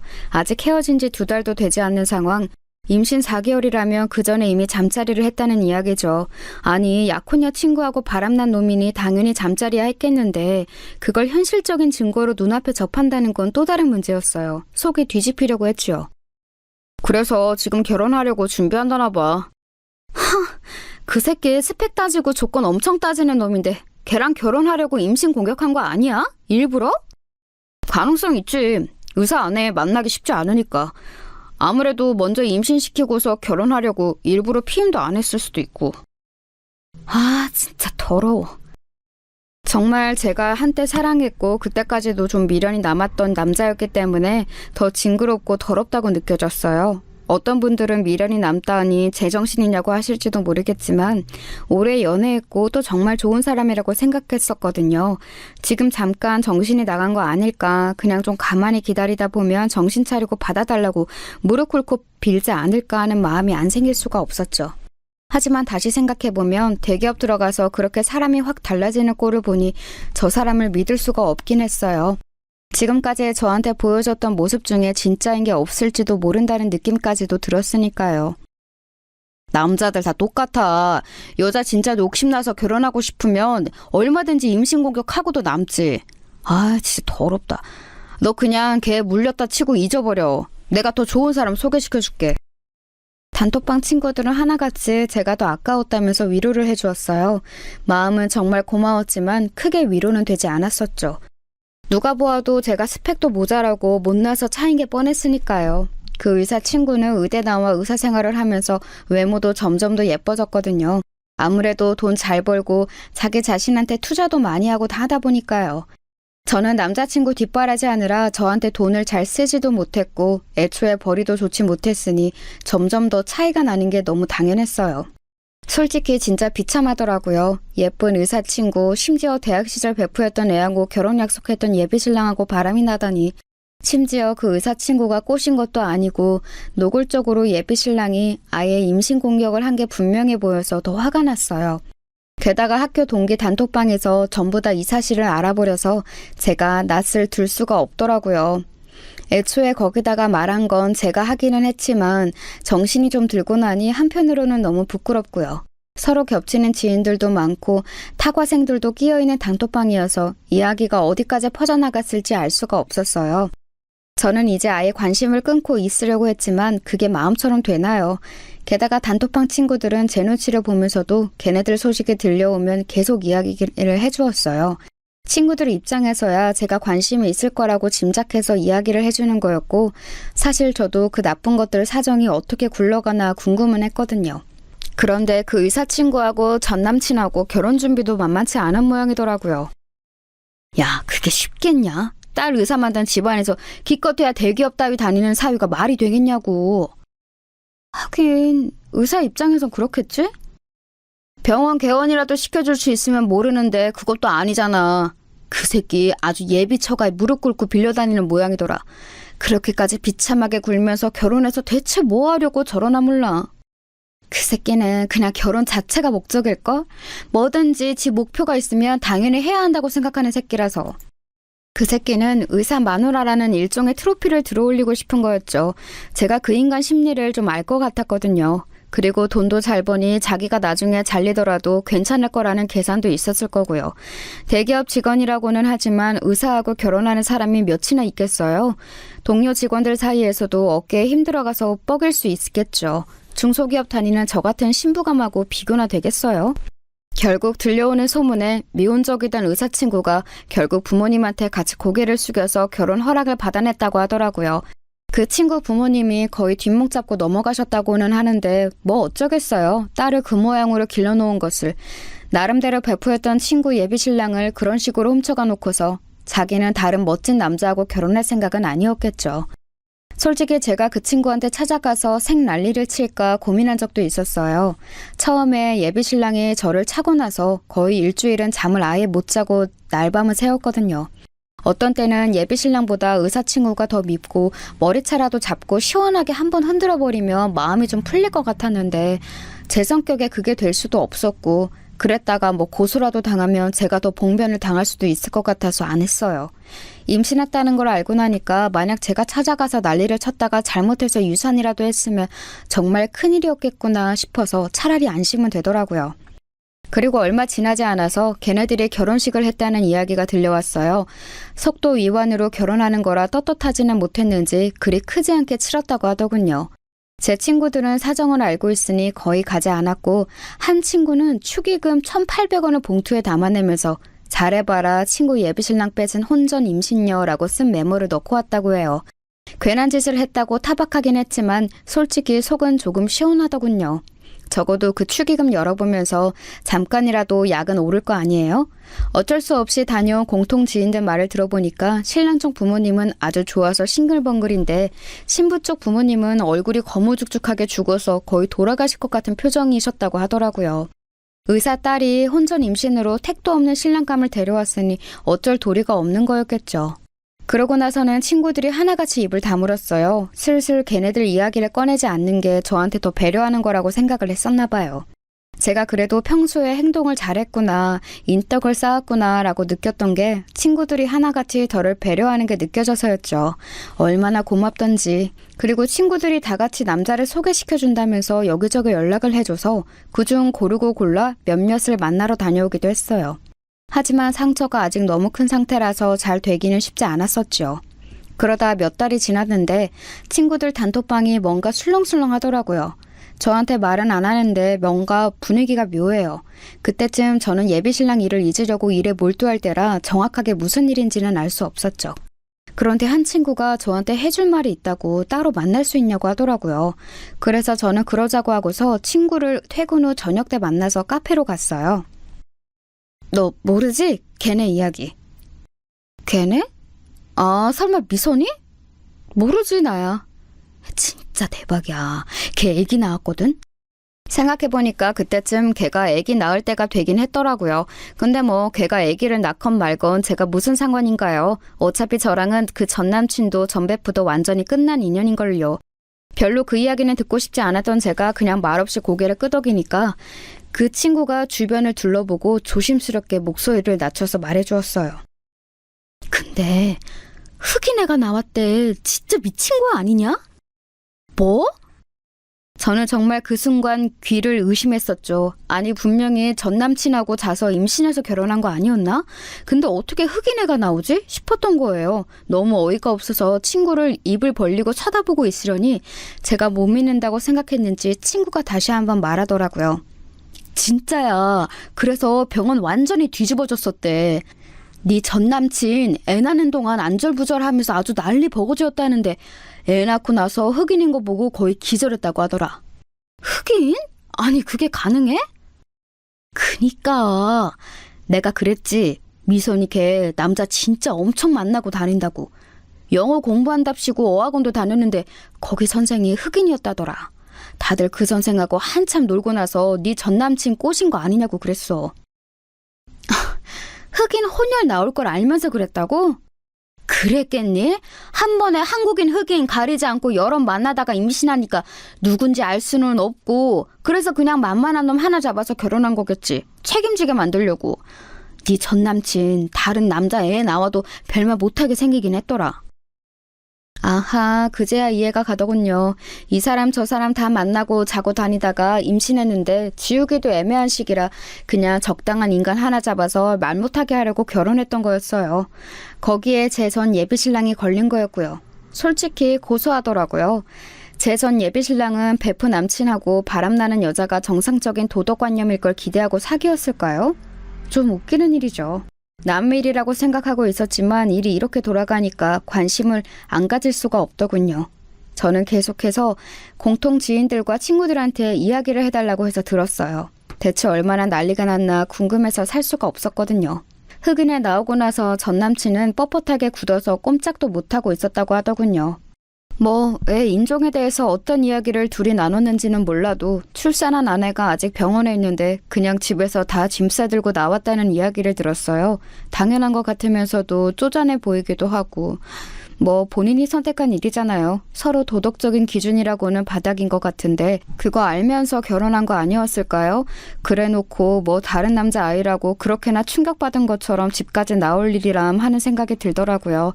뭐 어차피 저를 가장 비참한 방식으로 배신한 인간 일이었으니까요. 그러고서 이혼을 한 해 만에 그 의사 친구 직장에도 소문이 짜게 퍼져서 난리가 났다고 하더군요. 거기에 제 이야기까지 끼워져서 퍼졌다고 해요. 뭐 누가 봐도 엄청난 일이긴 하잖아요. 대학 시절부터의 오랜 베프 예비신랑하고 바람나서 결혼까지 했는데 혼전 임신이라고 해서 낳은 애가 흑인 아이. 어디 결혼과 전쟁 이런 프로그램에나 나올 법한 일 아닌가요? 전 남친은 이혼할 거라고 소리소리 지르고 난리를 떨고 다니고 있고 반대로 의사 친구는 뻔뻔하게 이왕 낳은 거 어쩔 거냐고 인종 다른 게 뭐가 그렇게 문제냐고 한다고 했어요. 너하고 만나기 전에 다른 남자 만났던 게 뭐가 그렇게 큰 문제냐고 도리어 적반하장격으로 나왔대요. 저는 그 이야기들을 들으면서 친구들하고 그들 뒷담으로 거의 날밤을 새우다시피 했어요. 저는 정말 전혀 몰랐던 일이었는데 그 의사 친구한테 저 말고도 남친 빼앗겼던 애들이 두세 정도 더 있더라고요. 물론 대학 시절 어릴 때 일이기는 했는데 그때부터도 그렇게나 양다리도 아니고 문어다리로 남자들을 그렇게 많이 꼬시고 다녔다면서 친구들이 결국 저렇게 될 줄 알았다고 고소해하더군요. 저도 이제 남일이라 그저 웃기만 했어요. 결과가 그 꼴이 난 걸 보니 뭐 복수하고 싶은 마음도 사라진 지 오래였고 그냥 쟤네들이 멀리서 지들끼리 싸우기만 하면 되겠다 싶었어요. 그런데 걔네들 이야기가 아주 꿀잼이라면서 친구들끼리 뒷담을 까고 난 후 한 달도 채 지나지 않았을 무렵이었어요. 제가 퇴근하는 길이었는데 회사에서 나와 지하철역으로 가려는 순간 앞에 어떤 남자가 불쑥 가로막더라고요. 전 너무 놀라서 소리를 지를 뻔했는데 그 남자가 얼른 손을 들면서 저한테 말했어요. 나야 자기야 놀라지 마. 너무 갑자기 왔지? 아니 어쩐 일이야? 그 남자를 다시 보니까 더욱이나 놀라웠어요. 바로 제 전남친이었거든요. 저까지 차고서 결혼한 놈이 갑자기 왜 찾아왔나 저는 의심스러운 눈으로 쳐다봤지요. 그랬더니 전남친은 불안한 얼굴로 눈을 굴리더니 머리를 갑자기 숙이더군요. 자기야 내가 말하자면 복잡한데 그게 나 걔랑 이혼했어. 이혼했다고? 정말이야? 말도 안 되는 소리였어요. 제가 그 이야기를 들은 지 얼마 되지도 않았는데 제가 이야기를 들은 날 곧장 이혼 서류를 썼어도 아직 숙려기간도 지나지 않았을 시기였죠. 더군다나 그 의사 친구가 절대 쉽게 놔주지도 않았을 게 뻔했어요. 정상적인 애아빠로 들어앉히려고 발목 잡은 건데 거기에 넘어갈 정도로 멍청한 놈을 놔줄 리가요. 적당히 달래다가 시간 지나면 포기하겠지 싶어서 기다리고 있겠죠. 전 남친은 제가 되묻자 뭔가 찔끔한 얼굴로 고개를 숙였어요. 아니 그게 이혼하려고 노력 중이야. 정말이야. 이혼하려고 생각만 하고 있는 거 아니고 걔가 이혼은 해주겠대? 소송이라도 할 거야. 걔가 유책이니까 이혼은 확실히 할 수 있어. 그러니까 왜 지금 와서 이혼하려고 해? 네가 원하던 능력 있는 아내잖아. 의사 아내를 네 주제에 어디 가서 또 구하게? 이왕 이렇게 된 거 저는 차단되어서 그동안 못 퍼부었던 말을 제대로 한번 퍼부어보자 싶었습니다. 사실 의사 친구도 물어뜯고 쉽게 믿기는 했지만 가장 큰 문제는 전 남친 아니었겠어요? 지가 정신만 똑바로 박혀 있었다면 절대로 저를 버리고 이런 식으로 떠날 리가 없었죠. 제정신이 아닌 놈이니까 애초에 저를 무시하는 마음이 컸으니까 낼름 의사 아내 만든다고 도망가 버린 거였다고밖에 볼 수 없었어요. 제가 날카롭게 반문하자 전 남친은 당황해서 얼굴이 시뻘개지더군요. 목소리 좀 줄여. 자기 직장 사람들 듣겠다. 그게 뭐 어때서? 난 잘못한 거 없어. 잘못은 네가 했지. 저는 어차피 직장 사람들이 다 제 파혼에 관한 사실을 알고 있었어요. 직장이 워낙 작은 곳이고 동료들하고도 친구처럼 지내는 곳이라서 미주알 고주알 다 이야기를 해놨었지요. 그래서 지금 와서 전 남친에 대한 소문이 퍼진다고 해도 정말 아무런 상관이 없었어요. 가능하다면 전 남친 직장 그 대기업까지 쫓아가서 이 새끼가 무슨 짓을 했는지 소리소리 지르면서 다 알리고 싶었지만 제 신경이 더 피곤할 게 뻔해서 그만두었을 뿐이었죠. 알겠어. 진정해. 나 할 이야기 있어서 왔어. 뭔데? 다시 나랑 만나주면 안 될까? 내가 정말로 잘못했어. 뭐? 전 남친은 아주 불쌍한 얼굴을 하고서 저를 쳐다보고 있었어요. 이혼도 안 한 주제에 지금 저한테 다시 만나달라고 하면서 저렇게 뻔뻔한 표정을 하고 있다니 믿을 수가 없었죠. 너 지금 이혼도 안 했다며. 지금 나한테 불륜녀 되라는 소리야? 아니, 그보다 너 나한테 정말 미안하기는 해? 미안하면 네가 나한테 얼굴 빳빳하게 들고서 이런 소리를 하면 안 되지. 자기야, 나 좋아했잖아. 자기가 처혼할 만큼 나 좋아하지 않았어? 다시 만나면 되잖아.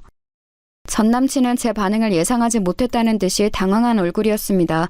그 얼굴에 제가 더 황당했죠. 대체 이 새끼는 날 뭘로 보고 있었던 거지? 싶었어요.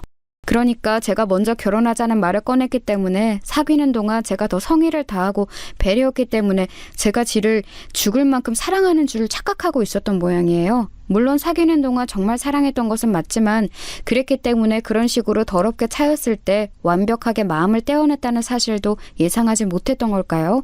인간이 어떻게 저럴 수가 있는 건가 싶어서 저는 어이가 없어서 말없이 전 남친을 노려봤어요.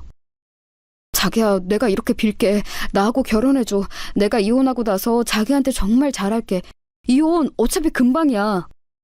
제가 아무런 반응이 없자 뭔가 잘못되었다고 느꼈는지 전 남친은 좀 다급한 얼굴이 되더군요. 자기가 대기업 취직하고 나서 잘 나간다고 생각한 이후에는 저한테 단 한 번도 저 자세를 보인 적이 없는 인간이거든요. 그런데 그때는 아주 비굴하다고 생각될 정도로 저한테 허리까지 굽혀가면서 미안하다고 몇 번이나 이야기를 하더라고요. 거의 무릎을 꿇을 기세로요. 퇴근하는 길이라서 지나가는 사람들이 다 쳐다보니까 부끄럽긴 한지 여기저기 흘끗거리면서 굽실거리는데 황당하기도 하고 어처구니도 없고 이럴 거면 애초에 제 친구하고 바람이 나면 안 되었던 거였죠. 저는 너무 어이가 없어서 전화를 꺼내들어 의사친구 번호를 눌렀어요. 그 친구는 건방지게도 제 번호를 차단도 안 하고 전화를 할 때마다 꼬박꼬박 받아서 저를 비웃었거든요. 이번에도 역시 제가 전화하니까 받더라고요. 그런데 제가 건 건 영상통화였죠. 어쩐 일이니? 야, 잠만 말고 네 남편 여기 온 거나 봐. 그러고서 바로 전화를 돌려서 전남친 낯짝을 보여줬어요. 화면에 자기 모습이 비치니까 전남친은 화들짝 놀라서 얼굴을 가렸지만 이미 늦었죠 뭐. 그러게 누가 이런 식으로 찾아와서 구질구질하게 굴렸나요? 야, 너 되게 구질거렸나 보다. 네 남편 여기까지 와서 나한테 만나달라고 하는 거 보면. 야, 너 거기서 뭐해? 다른 남자, 그것도 흑인 애새끼 낳아놓고 뭔 큰 소리야!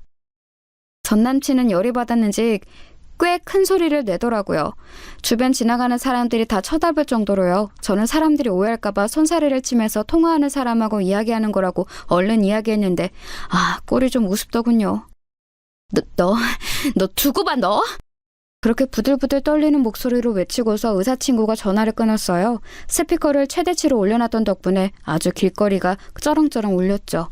전 남친은 제가 그렇게 정없이 나올 줄은 몰랐다느니 어떻게 이런 식으로 자기한테 굴 수가 있냐느니 난리가 났는데 저는 들은 척도 안 했어요. 결국은 혼자 피를 토할 정도로 떠들다가 결국 반응 없는 저한테 지쳐서 도망치듯이 자리를 떠나더라고요. 그러게 누가 바람나서 다른 여자랑 결혼한 놈이 전 여친한테 찾아오려고 했나요? 그러고 나서 친구들 단톡방에 그 이야기를 했더니 아주 불이 났어요. 다들 그 의사친구하고 제 전남친 욕하느라고 정신이 없었죠. 몇 날 며칠을 그 둘 욕으로 단톡방에 날려왔는데 결국 그 한 달 뒤쯤 걔네들이 정말로 이혼 절차를 밟고 있다고 하더라고요. 둘 다 모은 돈도 별로 없이 개털이라 생각보다 이혼은 쉬울 것 같다고 대신 여자 쪽에 양육비를 달라는 적반하장 주장을 하고 있어서 전 남친이 기가 막혀 죽으려고 한다고요. 저는 그냥 그 이야기를 듣는 게 꿀잼이기는 했어요.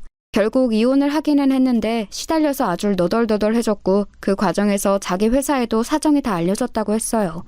의사 아내 맞는다고 회사에서도 얼마나 자랑을 했겠어요. 근데 뭐 흑인 애 낳은 아내라는 게 알려졌으니 다 망했죠. 저는 그냥 피해자일 뿐이지만 그래도 그런 일이 생겨 그 인간 됨됨이도 알게 되고 결혼도 안 해서 참 다행이라고 생각이 들더라고요. 모든 일이 나쁜 면만 있지는 않은 것 같아요.